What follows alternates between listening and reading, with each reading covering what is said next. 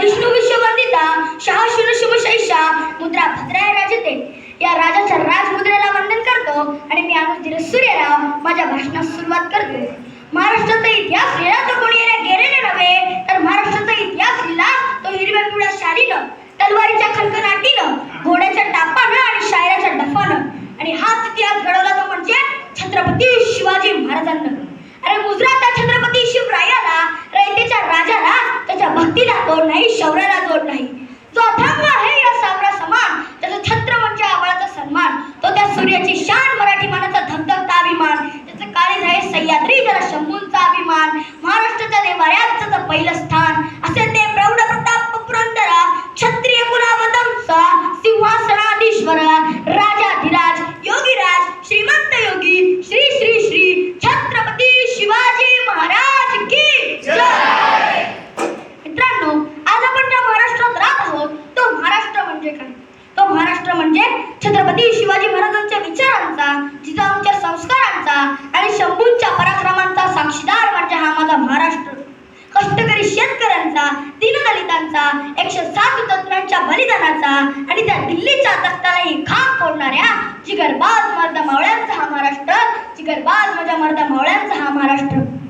आणि याच महाराष्ट्राच्या मतीत 19 फेब्रुवारी 1630 या सुनेच्या दिनी एका अनमोल रत्नाचा जन्म झाला आणि ते म्हणजे छत्रपती शिवाजी महाराज. सह्याद्रीच्या कुशीत एक हिरा चमकला, सह्याद्रीच्या कुशीत एक हिरा चमकला, भगवा टिळा चंदनाचा शिवनेरीवर प्रकटला. हातात घेऊन तलवार शत्रूंवर गरजला, हातात घेऊन तलवार शत्रूंवर गरजला. महाराष्ट्रात असा एक राजा होऊन गेला, असा एक राजा होऊन गेला. 400 वर्षांपूर्वी जिजाऊंच्या कुशीत जन्मलेले निरागस बाळ म्हणजे शिवा. राजनीती, युद्धनीती, गणिमिकावा यांसारख्या कुटक क्षेत्राचा कळस म्हणजे शिवा. सळसळत्या रक्ताची लाट म्हणजे शिवा. या महाराष्ट्रात माणुसकी मोजण्याचा माप म्हणजे शिवा. आणि एकीकडे दुश्मनाच्या कायद्यातही पावित्र्याचं स्थान निर्माण करणारा किमियाकार म्हणजे शिवा. किमियाकार म्हणजे शिवा. तलवार तर प्रत्येकाच्याच मनगटात होती, तलवार तर प्रत्येकाच्याच मनगटात होती, पण स्वराज्य स्थापन करण्याची इच्छा फक्त आणि फक्त माझ्या शिवबाच्याच रक्तात होती. फक्त आणि फक्त माझ्या शिवबाच्याच रक्तात होती. अहो, शिवाजी हा केवळ 3 अक्षरी शब्द नाही, तर तो एक मंत्र आहे. तो मंत्र उच्चारताच अंगातलं रक्त सळसळायला लागतं आणि एकीकडे सकारात्मक ऊर्जेचा प्रवाह तयार होतो. अहो, छत्रपती शिवाजी महाराजांनी हिंदवी स्वराज्य निर्माण केले. हिंदवी स्वराज्य स्थापन करत असताना महाराजांकडे पुरेसा सैनिक साठाही नव्हता, शस्त्र पुरवठाही नव्हता. त्यामुळे सुरुवात ही शून्यातूनच झाली. अहो, छत्रपती शिवाजी महाराजांनी सैनिकी गोळा केली नाहीत, तर स्वराज्यावर प्रेम करणारी माणसे गोळा केली आणि त्यांच्या हातात शस्त्र दिली. यातूनच स्वराज्य निर्माण झाले. यामध्ये त्यांना तानाजी मालुसरे, बाजीप्रभू देशपांडे, जीवा महाना, शिवा काशीद, हिरोजी बर्जन, नेताजी पालकर यांसारख्या अनेक मावळ्यांचे साथही त्यांना लागले. अहो, छत्रपती शिवाजी महाराजांनी त्यांच्या आयुष्यामध्ये नेहमीच वस्तू वापरल्या आणि माणसे जपली. परंतु आपण मात्र आपल्या आयुष्यामध्ये वस्तू जपतो आणि माणसे वापरतो. त्यांनी त्यांच्या दूरदृष्टिकोनाने भारताच्या इतिहासावर सुवर्ण अक्षरांनी इतिहास लिहिला. त्यांची ऐकलेली प्रत्येक गोष्ट आपल्या मनात ठसून पडली आहे. आणि असाच एक प्रसंग मला तुम्हाला सांगावासा वाटतो. एकदा कर्नाटकाच्या मोहिमेवरून छत्रपती शिवाजी महाराज महाराष्ट्रात परतत असताना तिथे बेलवाडी नावाचं एक गाव होतं. तिथे एक छोटासा किल्ला होता. मल्लम्मा देसाई नावाची ठाणेदारी तिथे राहत होती. दादाजींना वाटले जाता जाता हा गड घेऊन जावा, म्हणून त्यांनी थोडं सैन्य गोळा केलं आणि त्या मल्लम्मावर चाल करून गेले. परंतु मल्लम्मा जिद्दीची चिकाटीची, तिने त्यांच्यावर प्रहार केला आणि तिथे मावळ्यांचा पराभव झाला. दादाजींना वाटले एका स्त्रीच्या हातून मावळ्यांचा पराभव होणे शक्य नाही, म्हणून त्यांनी थोडं अजून सैन्य गोळा केलं आणि ते पुन्हा मल्लम्मावर तुटून पडले. परंतु आता मात्र मल्लम्माचा पराभव झाला. तेव्हा दादाजींनी ठरवलं की मल्लम्माला कैद करायचं आणि छत्रपती शिवाजी महाराजांसमोर उभे करायचे. तेव्हा मल्लम्माला कैद करत असताना ती आत गेली आणि त्या तान्या बाळाला घेऊन बाहेर आली. तिला महाराजांसमोर उभे केले.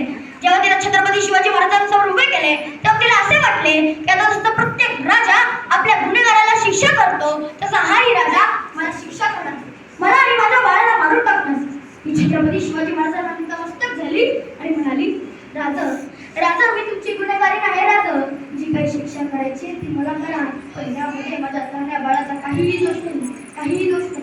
छत्रपती शिवाजी महाराजांनी हे वाक्य ऐकताच हास्य केले. त्यांनी चिठ्ठी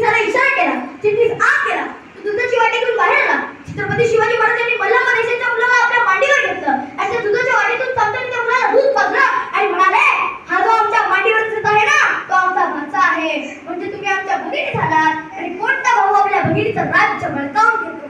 अहो दादाजी, एका बहिणीचं राज्य घ्यायचं नसतं तर एका बहिणीला राज्य द्यायचं असतं. यशोध्या काळातही माझ्या राजानं त्या मल्लम्मा देसाईला तिचं राज्य तर परत केलं, पण त्यामुळेही तिला बागडी चोळी देऊन तिला तिच्या घरी सुखरूप केलं. अहो छत्रपती शिवाजी महाराजांनी त्यांच्या आयुष्यामध्ये नेहमी स्त्रियांचा आदर केला. म्हणून जी कोणी स्त्री मला ऐकत आहे तिला मला एवढंच सांगावंसं वाटतं की तलवारीपेक्षा तीक्ष्ण तुझ्या नजरेची धार आहे. तलवारीपेक्षा तीक्ष्ण तुझ्या नजरेची धार आहे. महाराष्ट्राची वाघीण तू, भवानीचा तू वार आहे. भगवानची रक्षणी तू, स्वराज्याची तू मेघ आहे. भगवानची रक्षणी तू, स्वराज्याची तू मेघ आहे. तू प्लीज समजू नको तू स्वतःला, तू जिजाऊंची लेक आहे, तू जिजाऊंची लेक आहे. आणि आता एवढी वर्ष झाली तरी अलीकडचाच एक प्रसंग मला तुम्हाला सांगावासा वाटतो. 5-6 वर्षांपूर्वी इटलीचे पंतप्रधान भारत भेटीसाठी आले होते. तेव्हा त्यांना काही प्रश्न विचारले की तुम्हाला प्रेमाचं प्रतीक असणारा ताजमहल बघायचा की सोन्याचं प्रतीक असणारा गोल्डन टेम्पल बघायचा. इटलीचे पंतप्रधान म्हणाले, मला तुमचं प्रेमाचं प्रतीक असणारा ताजमहल नको आणि सोन्याचं प्रतीक असणारा गोल्डन टेम्पलही नको. माझ्या देशाच्या राजाचा इतिहास शिकवला जातो ना, तर राजाचा रायगड मला बघायचा आहे. आणि सर्व गाईड्सना घेऊन रायगड बघण्यासाठी गेले. यातून तुम्हाला मला एवढंच सांगावं असं वाटतं की तुम्ही जगाच्या पाठीवर कुठेही गेलात